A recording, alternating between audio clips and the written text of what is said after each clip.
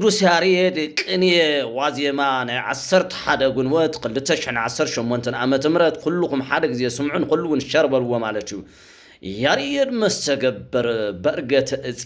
ለእጽ ጸቆነ እጽ ሐቅል ጸቆነ ትምህርተ ገራይተ ዚያሁ ዘዘርአ አሚነ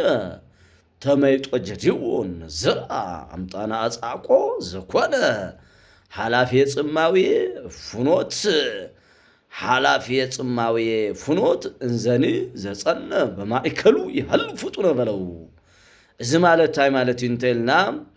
እዚ ገበሬ ቅዱስ ያሬድ ገበሬ ሲ በትናይ በረኻ እንጨይት ሓጹር ናይ ትል ላብ ናይ እንጨይት ናይ ትል ሙጻ ብኡ ተመይጦ ጀዴዎን ዘርአ ናይ ጀዴዎን ምምላስ እምነት ዘርእን ዝዘርኦ ሕርሽኡ ትምህርቲ በቲ ናይ እንጨይት ሓጹር ናይ ትል ሙጻ ሓጸረ ምኽንያቱስ ማዓጻቆ ዘኮነ ሐላፊ ጽማዊ ፍኖት እንዘን ዘጸነ በማእከሉ ይሐልፉጡና እቲ ከምዝ ደንቆሮ ከም ጠማማ ሰብ ከም ልብ ዘይብሉ እንስሳ በማእከሉ እቲ ሐላፍ መንገድ ድንቁርና ሐላፍ ድንቁርና መንገድ ዝኾነ ሰብ በማእከሉ እና ሐለፈ ከም ጠማማ ሰብ ስለዘጨነቆ በሐጸሮ ንሶምታ እዩ ትገበሬ ዘር መሐርሹ ነገር ግን በሐጋይ ማእከል መንገድ ስለዝኾነ ምስ ዘርአ ዕንጨይት ላቆረጸ ብናይ ዕንጨይት ሓጹር ይሓጥሮን ትሕርሹ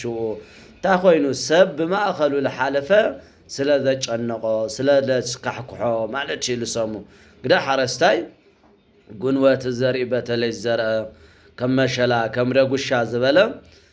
ዕንጨይት ላቆረጸ እናተኸለ ይሓጽር ማለት እዩ ጸቋን ማለት ጸቋና ሓጸረ አጠረ ጀጎለ በጣም ጽቁቅ ነበለ ማለት እዩ ስለዚህ ሓጹር ሓጸረ ንሰም ለወርቅ ደሞ ያሬድ ትምህርቱ በትናይ ትል ጻጸ ናብ ዕንጨይት በመውጻ ትምህርቱ ብኡኡ ተረድአ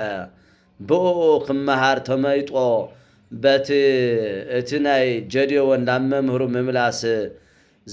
ዘርኦ ዝኣመነ ትምህርቱ ብኡ ሓጸረ ምኽንያቱ ድንቁርና በማእከሉ ንሓለፈ አጨንቅዎ ነይሩ እንግዲህ 7 ዓመት ዝኣክል መዝሙረ ዳዊት ከጽንዕ አይኻለን ፊደል ከጽንዕ ስለዚህ ይኻለ ስለዚህ ብምንታይ ሓጸረ ብምንታይ ተረደ በትናይ ጻጸ ላብታ ዕንጨይት ሙጻ ሙራድን ብሻውዓይ ለላዓለ ስለልወጻ ብኡ ትምህርቱ ተረደ ስለዚህ ላመምህሩ ተመለሰ ድንቁርና አጥፈ ቡሪና ሐዲስ በሓደ መዓልቲ ተመሃረ ፈለጠ ዝብል ትርጉም አለው ወልወርቅ ማለት ስለዚህ ሸርበልዎ ናይ ቅነ ካይዳ ከምዚ እዩ ሰምን ወርቅን ዘለዎ ቅነ ከምዚ ስለልኾነ ሁላትና ሸርን በሎ ማለት እዩ